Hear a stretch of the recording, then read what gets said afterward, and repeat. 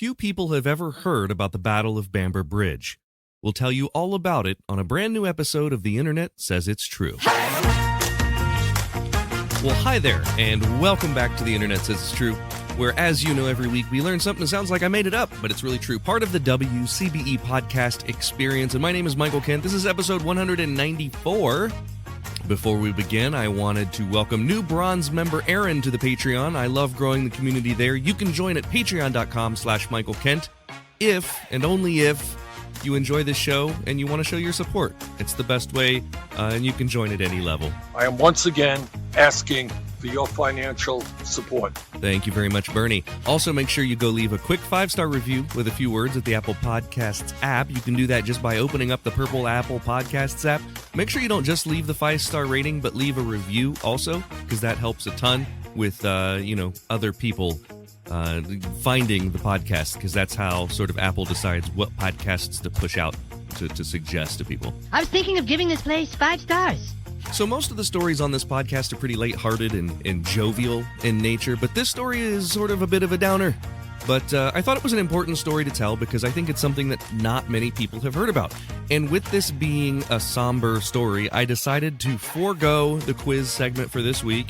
It just didn't feel right, since usually those quizzes tend to be more comedy and whatnot, and I didn't want to take away from the story. So you'll notice this episode is a little bit shorter than usual, and the story takes place in the summer of 1943.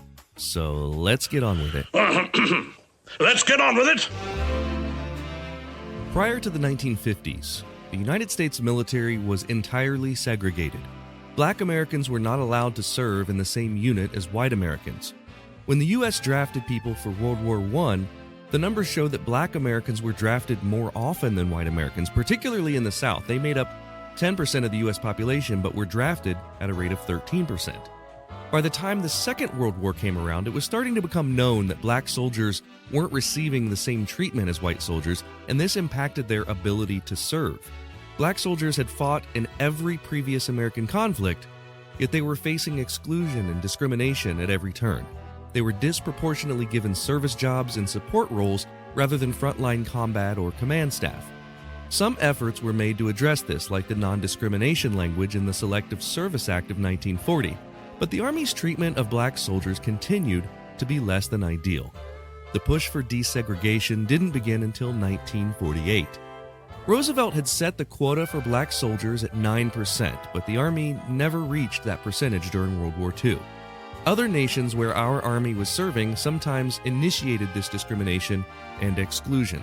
As a result, most black soldiers were never sent overseas during the conflict. Many who volunteered for combat roles had to give up their rank and take a pay cut. This week's story revolves around a black regiment in World War II that did serve overseas, the 1511th Quartermaster Truck Regiment. It was part of the 8th Air Force, and their job was to deliver supplies to 8th Air Force bases in the region. During World War II, they were headquartered in a place called Bamber Bridge.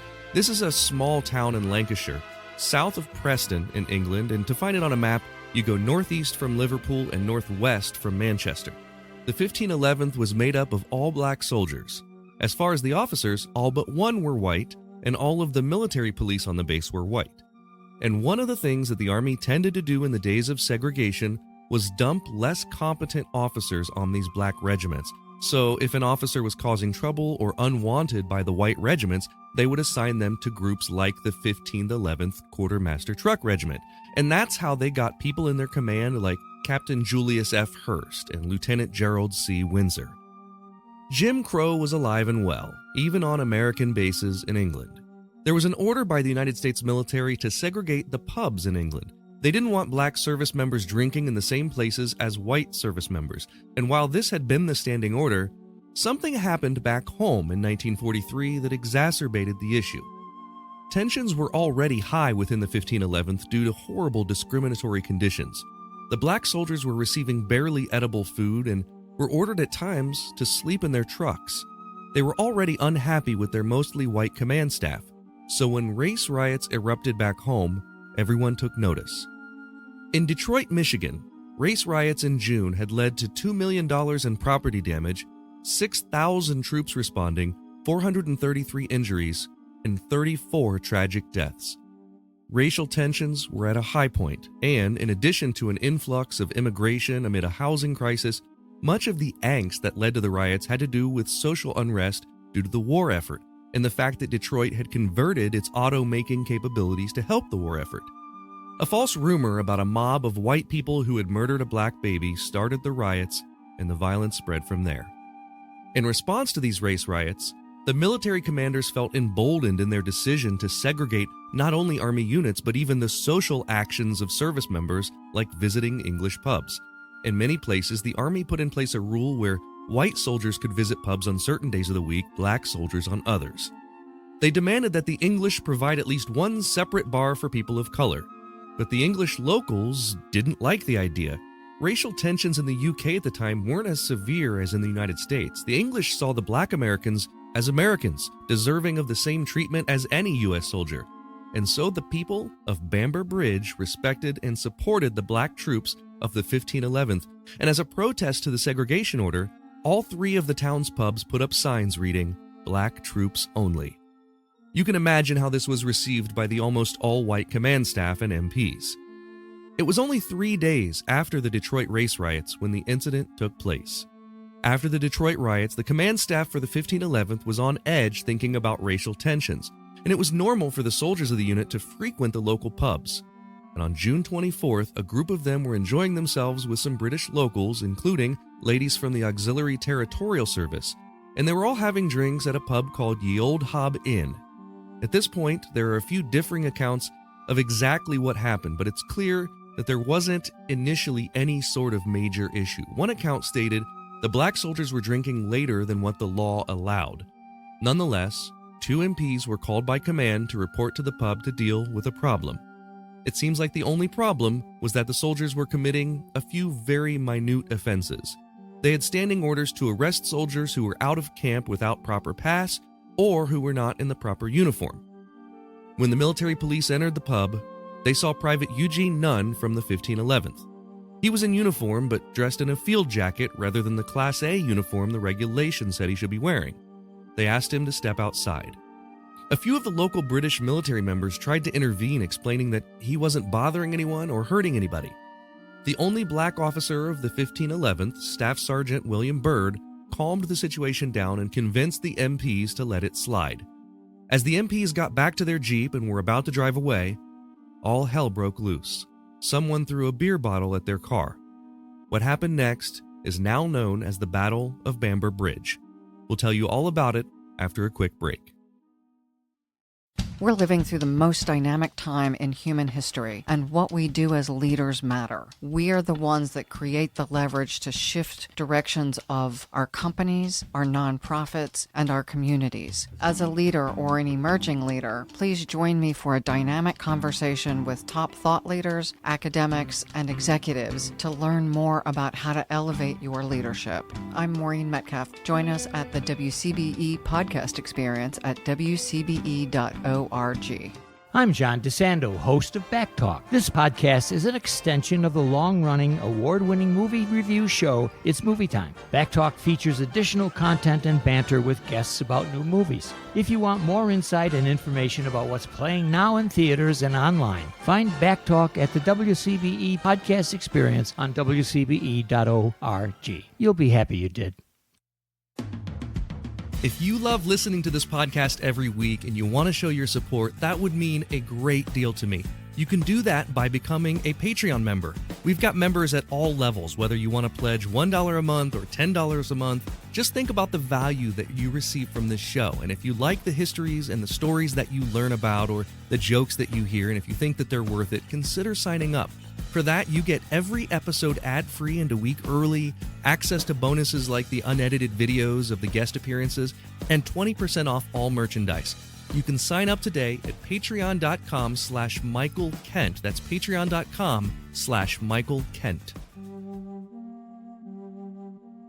The situation at Bamber Bridge on June 24, 1943 was all but diffused when someone threw a beer bottle at the truck of the military police. The 2 MPs were on their way back to the base, convinced by Staff Sergeant William Byrd to leave the soldiers alone. Last year in 2023, the Black History Group of the city of Preston located Eunice Byers. and at the age of 106, she is the last surviving witness of what happened that night in Bamber Bridge. It was a much smaller village than it is now. We had a shop, a grocer's shop. The house was behind it, and then there was a bakehouse at the back. My dad was the baker. I went to the Methodist church along the road and the day school and Sunday school. There wasn't very much traffic in those days. Well, they built this camp at the top of Mounsey Road, and I think we would know that it was going to be used for American soldiers, black and white. We got on very well with the black soldiers. We got on very well with the white ones as well, but we did get on quite well with the black ones, yeah. Yes, I think they would come to our church, yeah. In those, it was wartime, and the evening service was being held in the afternoon. And so they were, some soldiers did come from the camp, yeah. Arthur came quite frequently, yeah. He came to church in the first place, and we used to invite men who came to church in the afternoon home for their tea, yeah, to our homes. We knew a few soldiers, black and white, yeah. He came quite frequently, and without invitation, he just walked in the shop, and he came in the house. And one day, I was writing on the table. I was studying a Bible course, and I said, I'm supposed to have a modern translation. Mine was an old one, and nothing was said. And a little while after, he came to the shop and he gave me a modern translation. Yeah. And then a little while later, one Sunday morning, there was a knock at the door. When we went, he said, we're going. And that meant they were going to France. I said, wait a minute, I've got your Bible. And he said, keep it. I still have it. Yeah. I was just in the house doing normal jobs, and Dad came in. He used to go to Cured Milk Club, and he came in. He said, don't go out. There's been some trouble at the Hob Inn, that was, and he didn't say anything more.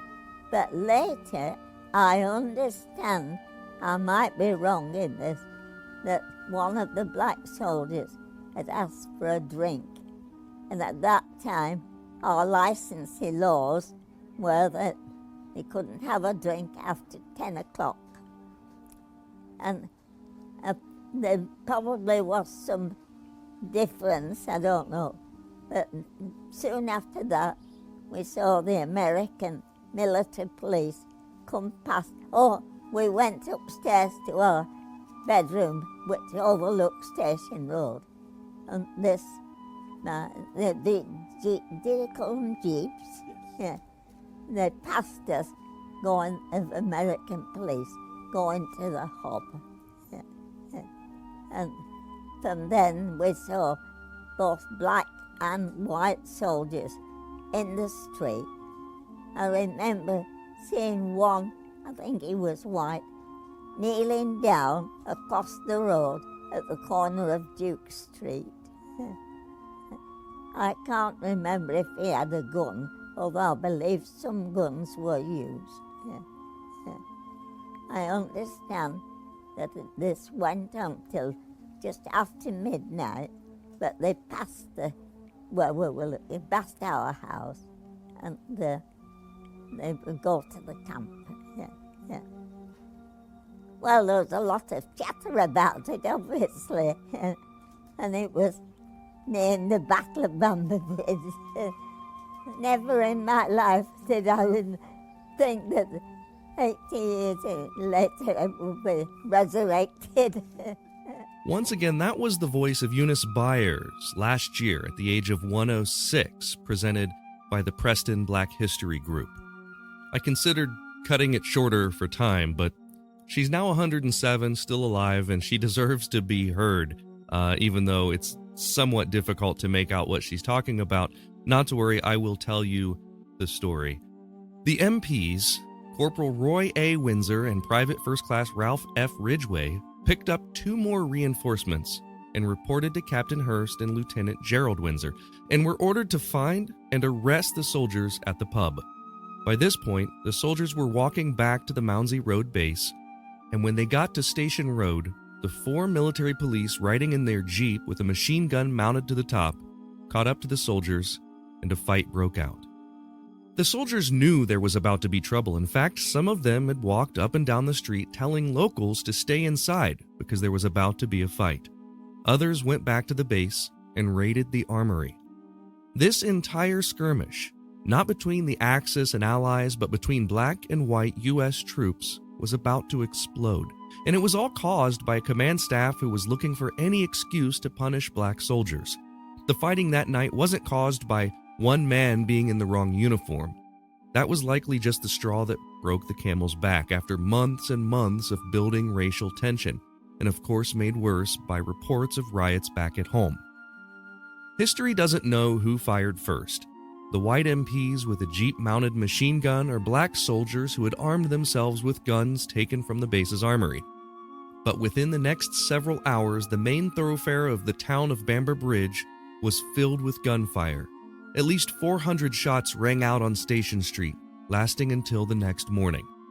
Here's Clinton Smith from the Preston Black History Group describing the battle. And somewhere along Station Road, the military police returned with reinforcements, and the next bit, as with so many skirmishes, gets a little bit blurred, but it ended up with 1 soldier being shot, that's Private Crossland. And word got back to the camp that the white MPs were killing black soldiers for fun. So there was an assault on the armory, and the black GIs took to the streets with guns and ammunition from the armory. There is talk of a machine gun being employed by the military police with that, and pretty much a free-for-all kicked off on Station Road. Private William Crossland from Pittsylvania County, Virginia, had been shot in the back and killed. An officer, 1 member of the military police, and 3 of the GIs had also been shot and injured. 2 other soldiers had been badly beaten. By 4 a.m., the fighting was over as the MPs were ordered to cease firing. The Battle of Bamber Bridge had ended, but the matter wasn't over. Immediately after the fight, a military court-martial was held against 32 of the black soldiers. They were accused of mutiny and related crimes. By August, 4 of the soldiers who were involved were sentenced to several years of hard labor and dishonorably discharged. One of those sentences was overturned on review, but a second trial was held the next month, and in September, 28 more of the soldiers of the 1511th were convicted. Their sentences for mutiny ranged from 3 months to 15 years.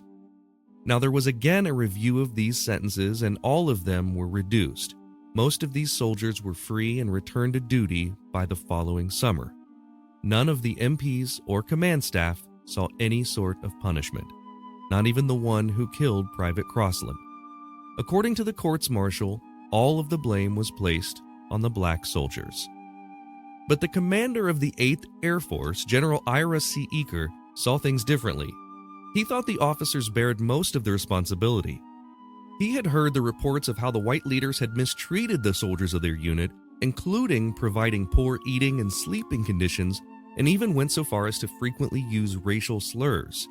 The result of his assessment was a decision, in combination with President Harry Truman's Executive Order 9981 of 1948, to integrate the U.S. Army.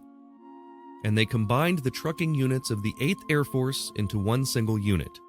Officers that were found to be inexperienced, inept, or overtly racist were kicked out. MPs also became racially integrated. I had trouble finding any contemporaneous newspaper articles detailing the Battle of Bamber Bridge, and what I discovered was that the entire ordeal was censored to protect the American Army from embarrassment and further race riots throughout the armed services. And while there were a couple other similar racial battles within the Army, Bamber Bridge was by far the worst. Today, only one of the barracks on Mounsey Street remains. But in the late 1980s, a maintenance worker, Clinton Smith, was cleaning the exterior of the NatWest Bank in Bamber Bridge. He found some bullet holes in the woodwork of the building and began to ask around how they got there. Now, back then in the late 80s, there were still people alive to tell the story. And this reinvigorated the discussion and publicity around the Battle of Bamber Bridge and the fascination with a military battle in England during World War II that didn't involve the enemy. The Battle of Bamber Bridge was a precursor to the American Civil Rights Movement. It was used as an example of why racial integration in the military was necessary in the following years. The contrast between the way American Southerners treated Black Americans versus how they were treated by the English was a stark depiction of how Jim Crow was affecting American race relations. It's an ugly part of American history, but important to tell the story. Like Tulsa, Oklahoma, Clinton, Mississippi, Wilmington, North Carolina, Colfax, Louisiana, and dozens of others, it's a story that was covered up and hidden because it was embarrassing to admit the difficult history this country has with civil rights and race relations. But the internet says it's true.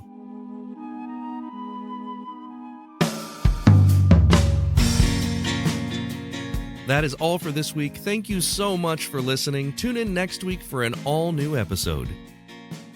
Thank you for listening to The Internet Says It's True. To listen to episodes ad-free and a week early, support us on Patreon. You can do that at patreon.com/Michael Kent. If you learned something just now that you didn't already know, go to the Apple Podcast app and leave us a review with 5 stars and a few words. That helps us a ton, because that's how the algorithm works. I don't know what an algorithm is, but just do it. See you next week for a brand new episode of The Internet Says It's True! The Internet Says It's True would like to thank the Patreon subscribers whose monthly contributions help to make this show possible. Sean Brown, Joshua Endress, Dallas Ray, Bryce Swanson, Eugene Anderson, Jim and Joanne Martin, Mitch and Andrew Joseph Kemplin, and the show's official Emperor, Kick Track. The show is written and produced by me, Michael Kent. The theme song is by Finite Music Forge, and all audio clips in this episode are used for education and commentary and used under Fair Use Title 17 U.S.C. Section 107. You can listen to past episodes by searching for The Internet Says It's True wherever you get your podcasts, and you can see bonus content at patreon.com/Michael Kent.